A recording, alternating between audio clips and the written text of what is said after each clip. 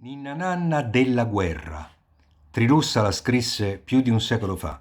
Sentite quanto è dolorosamente attuale. Ninna Nanna, nanna ninna, il pupetto vola zinna. Dormi, dormi, coccobello, se no chiamo Farfarello.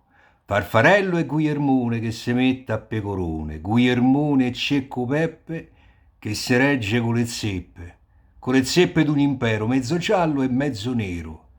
Ninna Nanna, pia sonno, che se dormi non vedrai tante infamie e tanti guai che succedono nel mondo fra le spade, i fucili dei popoli civili.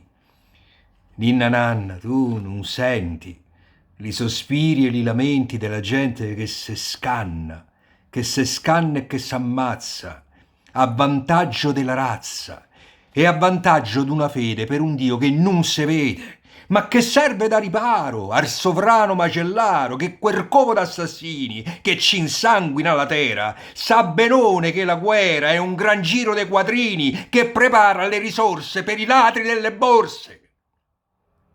Fa la nanna, coccobello, finché dura sto macello, fa la ninna che domani rivedremo i sovrani che se scambiano la stima, buoni amici come prima, so cugini e fra parenti non se fanno complimenti.